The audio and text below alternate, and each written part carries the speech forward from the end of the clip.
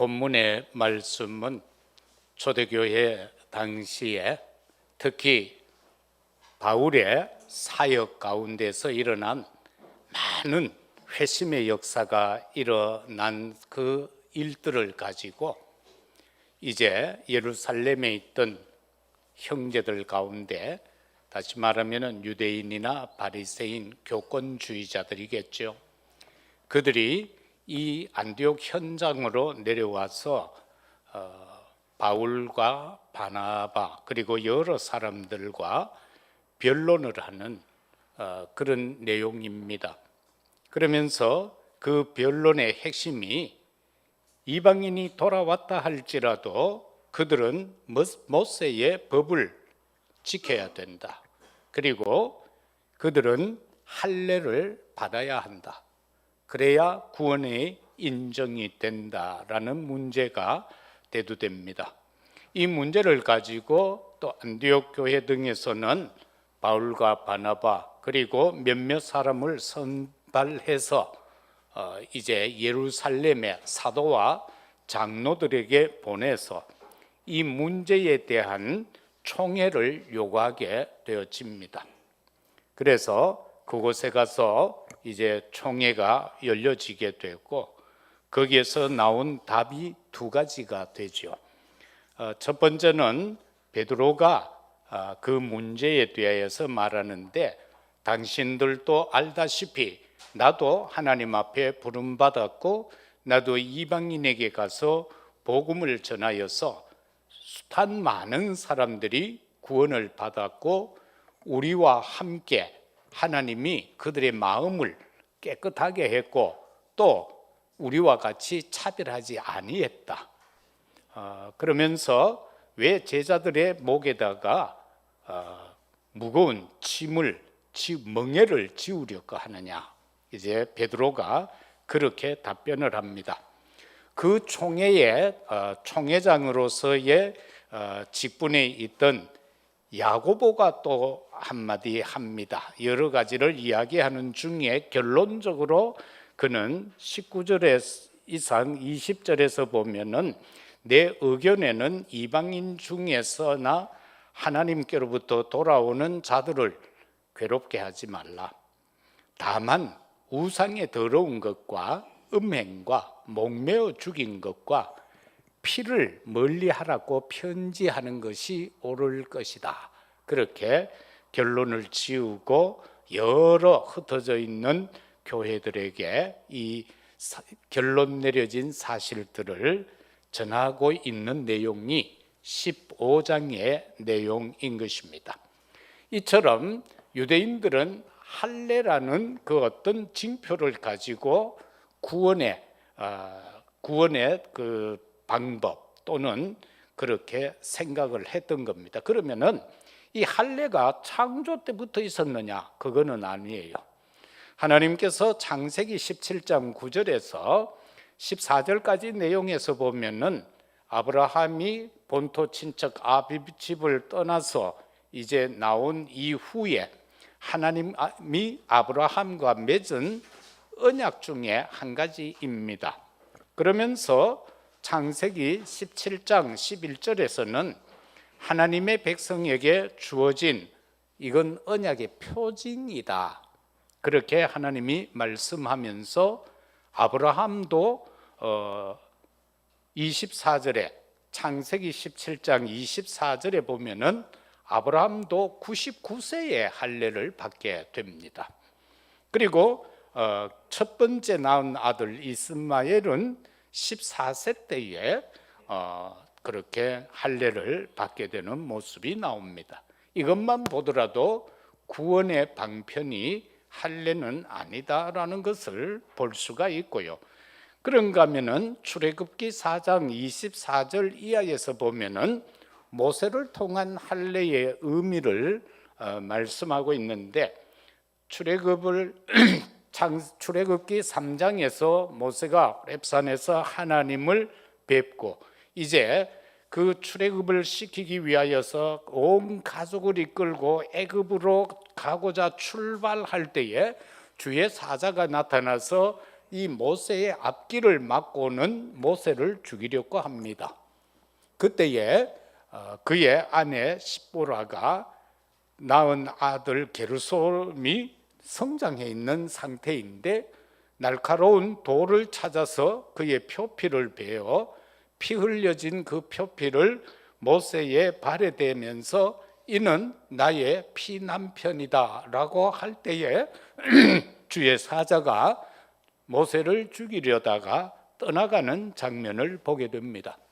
모세는 6개월 동안 어머니 집에서 길리움을 받았기 때문에 유대의 규례에 따라서 할례 받았는 것이 분명합니다.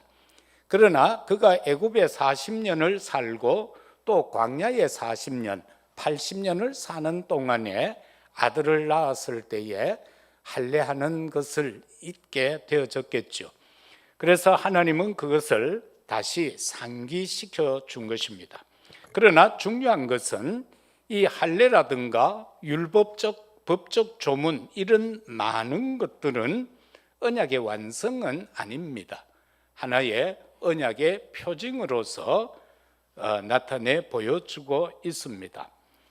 성경은 분명하게 언약의 완성을 요한복음 19장 30절에서 주님이 십자가에 달리시기 전에 선언하신 내용입니다. 내가 다 이루었다라는 사실입니다. 십자가 사건이 분명하게 내게 와닿아야 되고 그것이 고백되어져야 되고 그러면서 말씀대로 죽으셨다가 말씀대로 사흘 만에 부활하신 그 예수가 그리스도라는 부활의 사실을 믿을 때에 구원의 완성이 되어진다라는 언약의 완성이 이루어진다라는 것을 우리는 보게 됩니다. 따라서 오늘 생각할 말씀의 첫 번째는 할례를 받아야 구원을 받습니까? 라는 내용입니다. 1절에서 5절까지의 우리가 읽은 말씀이 거기에 기록이 됩니다. 그러면은 할례를 행하였던 유대인과 할례를 받지 아니하였던 이방인의 내적 갈등이 뭡니까?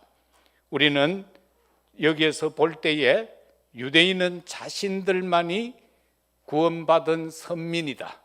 야훼의 하나님은 우리의 하나님이다. 그러나 이방인들에게는 주의 성령이 임함으로써 그들은 모든 것이 완성되어졌던 사실을 봅니다. 그 갈등이라는 것은 딴 거 아니지요. 유대인과 그리고 이 초대교회 이방인들이 구원받은 것에 대한 감격의 차이입니다. 유대인들은 법적인 것 속에서 그리고 많은 규례와 관습과 제도 속에서 자신들의 구원을 말하고 있지만은 이 이방인들은 정말로 예수 그리스도의 그 표적과 기적 속에서 사실적으로 자신들이 체험한 그 모든 것이 있기 때문에 그들에게는 구원의 감격이 차고 넘쳤다라는 것입니다. 그리고 그들에게는 예수 그리스도 그 이름만 그리고 주님만 생각해도 그들에게는 설레임이 왔다라는 사실입니다. 그런가 하면은 그들은 생명까지도 두려워하지 아니하고 이 복음을 전하는 것에 대한 열정이 차고 넘쳤다라는 겁니다. 오늘 이 시간 예배 드리고 있는 우리들도 이 구원에 대한 감격이 어느 수준입니까? 차고 넘쳐서 밥 지을 때의 솥뚜껑이 덜컹덜컹 할 만큼 그러한 감격입니까? 정말로 우리가 처음 연애할 때에 그 집 앞을 지나고 오가노라면은 보고 또 보고 또 보고 집에 와가 또 전화하고 자기 전에 또 전화하고 하는 그런 어떠한 설레임이 있습니까? 아니면은 내가 지금 237 5총종족 세계 복음화라는 그러한 기도와 그런 말을 들을 때에 내 심장이 뜁니까? 정말로 열정적으로 내 심령이 뜨거워집니까? 그래, 내가 모든 일은, 내 가정은, 내 사업은, 내가 행하는 내 삶의 모든 여정은 오직 이것을 위하여 살아가는 거야, 이런 열정이 치솟습니까? 이게 바로 유대인, 법에 묶여있는 유대인과 구원받은 이방인의 차이점이다. 이거를 저와 여러분들이 생각하며 오늘 나 자신들을 점검해야 된다라는 것입니다. 그런가 하면은 율법 조문을 지켜도 예수가 그리스도임을 믿지 않으면은요, 구원하고 상관이 없는 거예요. 구원하고 상관이 없는 겁니다. 그런데 이 유대인들은 이 초대교회 사도들에게도 그렇지요. 사도행전 11장에 들어가면은 고넬료 집에 가서 복음 전하는 베드로를 법정에 세워놓고 다투는 내용이잖아요. 왜 이방인의 집에 갔느냐고 말입니다. 우리가 복음을 전하기 위하여서 이방인의 집에 가면 안 됩니까? 그리고 구원받은 이방인의 집에 가면 안 됩니까?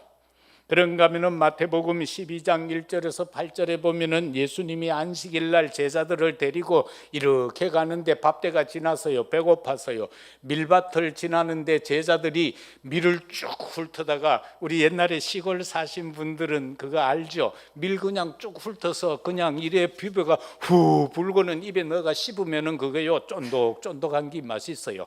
껌될 뻔해요, 그걸 씹으면은. 그런가 하면은 밀살이 하잖아요. 불 떼어가지고. 그래서 우리 안에서 가는데 증거가 있어요. 이 전부 시커멓게 제가 묻어가지고는, 그런 어린 시절도 있긴 했습니다만은 제자들이 배가 고프니까 그렇게 했어요. 그게 또 하필이면 유대인의 눈에 띈 거요. 그 이상한 법에 묶여 있는 사람은, 율법주의적인 마음을 갖고 살아가는 사람들의 눈에는요, 이상한 게 잘 보여요. 우리가 은혜롭게 살면은 옆에 사람이 방구 끼도 그 냄새가 구수하고 달콤한데, 율법적으로 그 모습 현장에 있으면 야, 네 속이 썩어 문드러졌나, 이런 소리가 나오게 되는 거예요. 이상하게 유대인들의 눈에는 이런 것이 그저 막 눈에 들어오는 거예요. 은혜 가운데 성령 충만했으면 그 뭐 밀을 훑어 먹든지 뭘 하든지 아무 상관이 없는데, 야, 법 어겼다는 거예요. 어디 안식일에 노동하느냐는 거예요. 밀을 훑어서 비벼서 먹었으니까, 이거 이빨도 운동하고 했으니까 안식일을 범하는 거잖아. 그럼 치과가가 이빨 다 빼버려야 되지. 이로 꿀떡 넘겼으니까 이 내려가는 소화기 다 뽑아내야 돼. 왜? 운동했으니까. 이게 율법에 정말 보면 오류인 거예요. 얼마나 그들이 무식합니까? 안식일은 오리만 가야 돼. 그래서 교회가 저 심리 밖에 있어. 금요일 날 반틈 걸어 놓는 거라. 그 다음날 하는 말, 내가 어제 반틈 걸어 놨으니까 이거는 심리가 아니고 오리라는 거야. 꽃배기 걷고 앉았대. 이게 이만큼 어리석다라는 겁니다. 왜? 복음이 없으면은, 그리스도가 없으면 진리가, 참 진리가 없으니까 이런 어리석은 행동을 하게 된다는 거죠. 그래서 왜 안식일을 범했느냐라고 하니까 예수님 말하잖아요. 안식일의 주인이 내다. 안식일의 주인인 내가 여기 이 사람들하고 같이 있는데 뭐 안식일을 범했니 안 범했니, 그 말 왜 하느냐는 겁니다. 주인이 지금 같이 있는데 너는 누구냐 말이에요. 그런가 하면은 구약의 창세기 34장에 보면은 외삼촌 집에 도망가가 거기서 큰 것을 이루고는 이제 금이 환영하는 야곱의 모습이 나오죠. 그러면서 이제 지나서 쭉 오는데 어느 한 지점에서 텐트 치고 이제 쉬는 시간이 있었겠죠. 거기에 디나 사건이 일어납니다. 딸이 그 현지에 있는 족속들에 의해서 강간을 당해요.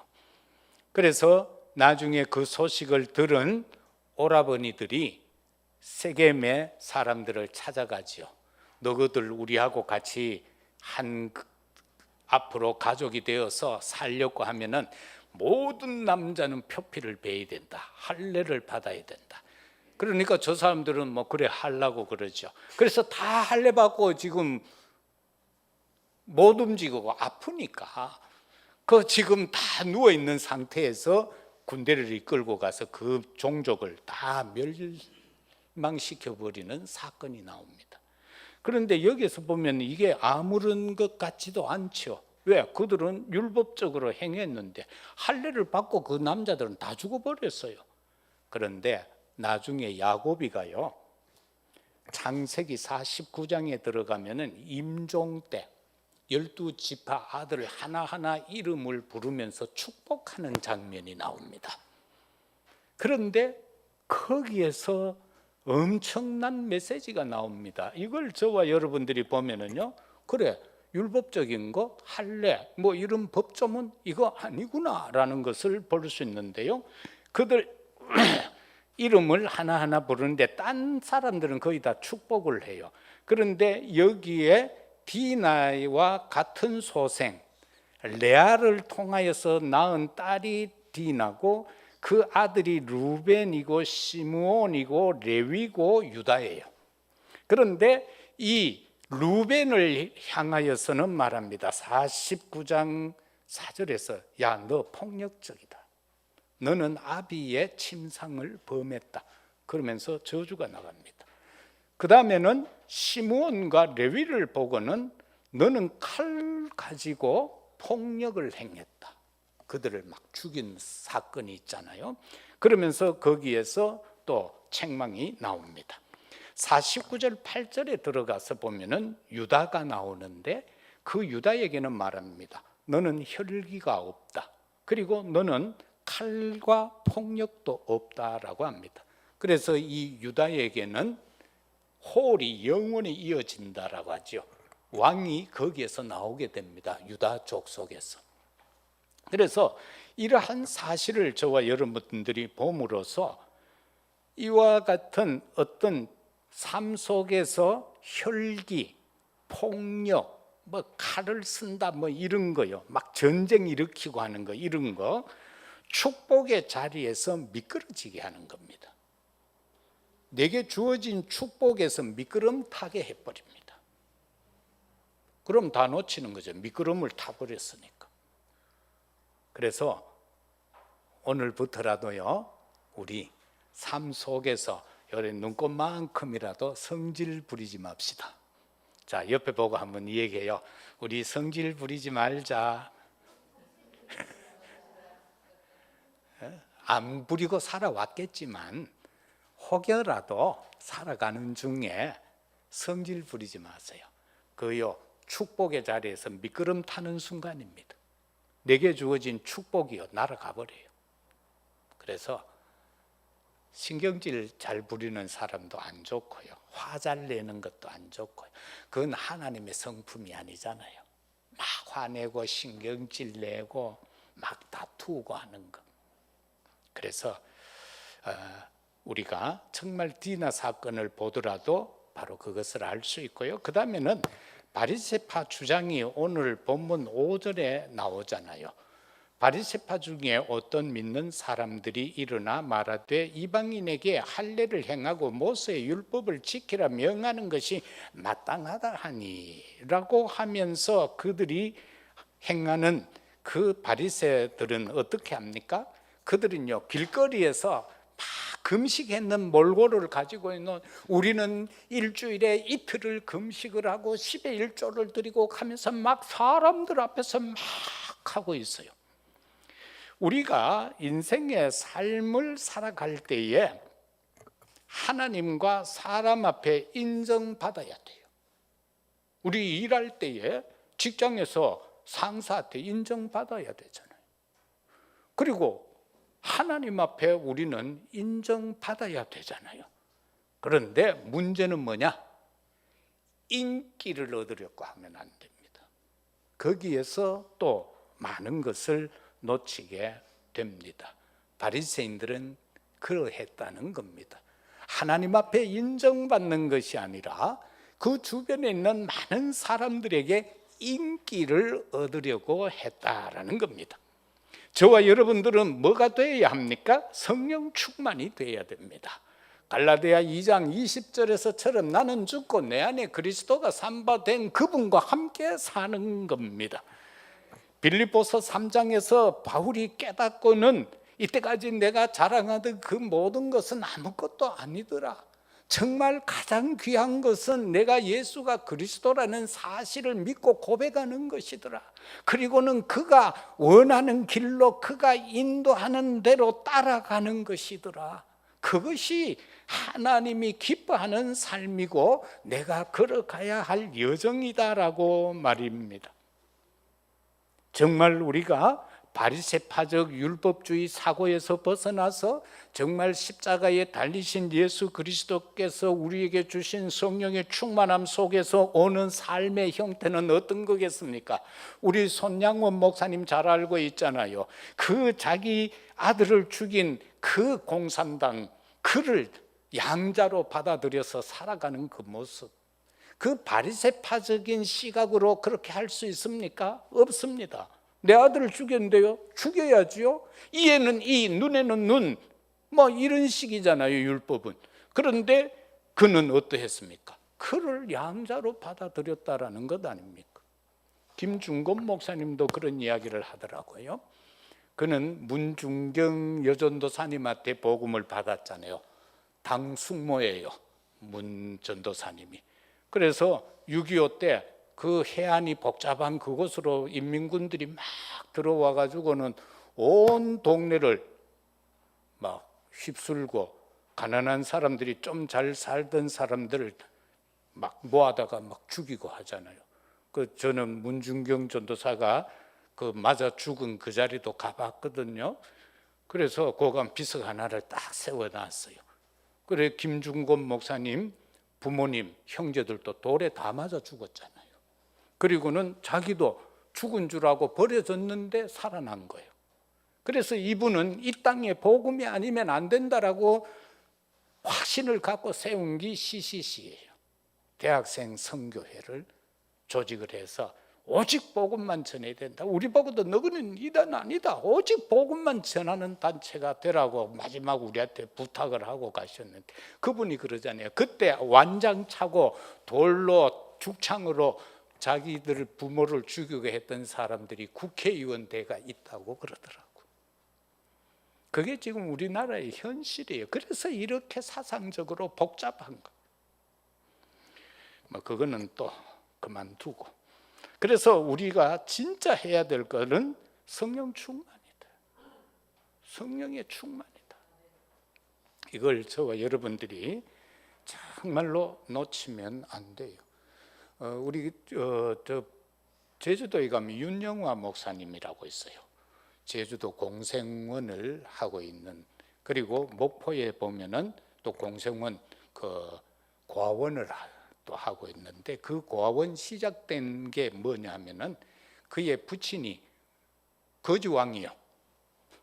17살인가 18살에 예수님을 믿고 신학교, 그 옛날에 성경학교 다니고 전도사님이 됐는데, 일제시대 때 02년생인가 그런 분인데 일본 영사 딸하고 결혼했어요.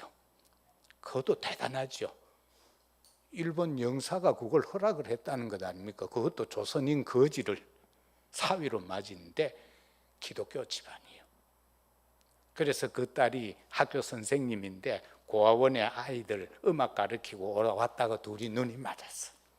그래가지고는 이제 결혼을 하려고 어머니한테 얘기하니까, 결혼은 국가와 국가가 하는 게 아니다. 우리는 예수 믿지 않느냐? 다 하늘의 백성인데 결혼하라. 그래서 결혼을 한 거예요.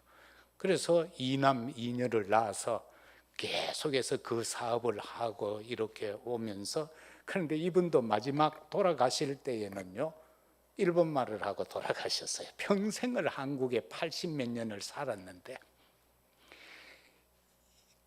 일본 매실 장아찌를 먹고 싶다 하고 돌아가셨어요. 그래서 그 소식을 듣고 그 당시에 일본 수상이, 총리가 매실나무 20그루를 보내줬어. 그런데 김대중 시절에 두 대통령 총리가 만나서 국가적으로 귀한 거를, 조약을 맺었거든요. 바로 그분들이 가교 역할을 한 거예요. 이래 고귀한 삶이 있구나. 지금도 일본 사람들 오면 전부 거기 갔다 와요. 그래서 내가 무안에 있는 며느리한테 그 영상을 보냈더니만, 우리 가까이에 이런 귀중한 거 있는데 우리는 몰랐습니다 하면서 한번 가보려고 그러더라고요. 정말 저와 여러분들이요, 복음 아니면은 이루어질 수 없는 일들이 이렇게도 많다라는 사실입니다. 그래서 로마서 2장 25절에서 29절에는 할례는 영에 있고 율법 조문에 있는 것 아니다라고 그렇게 말하고 있어요. 그런가 하면은 멍에를 제자들 목에 두지 말라고 그랬어요. 우리가 율법은 자꾸 사람들로 하여금 이 목에다가 연자맷돌 매는 거. 그런가 하면은 이방인을 향한 하나님의 구원 계획이 6절에서 10절까지 내용입니다. 우리는 지금 237 나라 5총 종족 살리자라고 하고 있습니다. 이게 하나님의 뜻이요 계획입니다. 그래서 그들을 치유하고 그들을 서밋하자라는 것 아닙니까? 우리 렘넌트들을 위해서 새 뜰을 완성하자라는 것 아닙니까? 그래서 하나님의 계획은 뭡니까? 메시아를 보내겠다라는 것 아닙니까? 여자의 후손을 보내겠다는 것이 그러면서 어린 양의 피가 아니면 안 된다는 것이고 동정녀 탄생으로 오실 임마누엘이 아니면 안 된다라는 것 아닙니까? 그래서 그 고백의 완성이 뭡니까? 주는 그리스도시요 살아계시는 하나님의 아들이라는 고백이 바로 메시아를 보내겠다라는 완성인 것입니다. 그리고 예수 십자가 사건과 부활을 통해서 이 모든 것을 이루어 가시겠다라고 주님은 우리에게 약속하십니다. 다 이루었다라고 했습니다. 성경대로 사흘 만에 죽고 사흘 만에 부활할 것이라고 했습니다. 그런가 하면은 죄와 허물로 죽었던 우리를 살린다라고 분명하게 말씀하셨습니다. 이루어졌습니다. 그리고 주님은 우리에게 부활 메시지 주셨습니다. 우리에게 하늘의 땅에 능력 줄 것이니까 모든 민족 살리라는 것, 제자 삼으라는 것 아닙니까? 그러면서 한 걸음 더 나아가서 모든 사람을 치유하라고 하고 있습니다. 천한 만민에게 복음 전해서. 그러면서 어린 양을 먹이라고 하고 있지 않습니까? 네 생각대로 네 힘대로 할 수 없다라는 것 아닙니까? 오직 내가 성령 충만을 줄 것이니까 그걸 가지고 하라는 것 아닙니까? 이게 바로 이방인을 향한 하나님의 구원의 계획인 것입니다. 하나님의 말씀은 성취됩니다. 기도는 응답됩니다. 그래서 우리가 이 언약 잡고 서면 됩니다. 마지막 세 번째는 구원은 선물이요 은혜입니다. 주님이 그렇게 말씀하지요. 이거 행위에서 난 거 아니다. 네가 뭐 잘해서, 네가 헌금 많이 해서, 네가 충성해서 헌신해서 구원받는 거 아니다라는 겁니다. 왜? 그러면 네가 자랑하고 교만하여질 게 틀림없으니까. 그래서 구원은 선물이라는 거예요. 구원은 은혜라는 거예요. 그런데 이 구원의 역사가 일어날 때 12절에도 보면은 표적과 기사가 일어났다라고 분명히 말씀하잖아요. 우리도 현장에 가서 복음을 전하면요, 이런 표적들이 나타납니다. 이런 기사의 역사가 일어납니다. 이거를 우리가 한번 체험해야 될 것 아닙니까? 그런가 하면은 최고의 선물입니다. 우리에게 최고의 선물은 뭡니까? 생명 아닙니까? 창세기 1장 27절에서 하나님이 자기의 형상대로 우리를 지으셨다라고 말씀합니다. 창세기 2장 7절에서는 그 코에 생기를 불어넣으니 생명이 된지라 영혼의 축복을 말씀하고 있습니다. 그런가 하면 로마서 8장 2절에서는 생명과 성령의 법으로 죄와 사망의 법에서 우리를 해방시킨다고 분명히 선언하여 주시지 않았습니까? 이게 최고의 선물입니다. 우리는 최고의 선물을 받은 자들입니다. 구원이 최고의 선물입니다. 그런데도 불구하고 우리는 자꾸 하나님 앞에 뭐 내놔라고 합니다. 그러면 하나님 뭐 주고 갑니다. 좋은 거 다 줬는데 그 안에 다 있다라는 것 아닙니까? 구원 속에 다 있습니다. 하나님께서 인간을 지으시고 나서 가장 먼저 명하시고 축복한 게 뭡니까? 다스리고 정복하고 번성하라라고 한 겁니다. 그런데 우리는 이걸 자꾸 잊어버려요. 하나님이 분명히 우리에게 다스리고 정복할 수 있는 힘을 주신 겁니다. 코에 생기를 불어넣어 생명이 되게 하셨습니다. 하나님의 약속 분명히 의지하고 믿고요, 그 붙잡으세요. 그게 믿음인 것입니다. 하나님의 은혜입니다. 에베소서 2장 8절에서 9절 아닙니까? 이건 은혜예요. 딴 거 아니에요. 선물이에요. 자랑 못하게 하는 거예요. 왜? 교만하지 못하게 하기 위해. 그리고 고린도후서 5장 17절에서처럼 보라, 이전 것은 지나갔으니 보라, 새 것이 되었다. 우리는 새로운 피조물입니다. 재창조의 복음을 받은 재창조의 역사 속에서 신분과 권세 회복한 자들임을 믿어야 합니다. 우리는 새롭게 태어났습니다. 새로운 피조물이라. 히브리서 9장 22절에서는 피 흘림이 없이는 죄 사함이 없다라고 했습니다. 죄 사함입니다. 우리에게 구원의 선물이 뭡니까? 우리에게 주어진 은혜가 뭡니까? 죄 사함을 받았다라는 겁니다. 어떤 죄 사함요? 하나님을 떠났던 죄에서 사함 받았다라는 겁니다. 하나님을 대적했던 죄에서, 우상 숭배했던 그 죄에서 이제는 끝났다라는 겁니다. 그거 용서받았다라는 그 죄 사함을 말하고 있는 것입니다.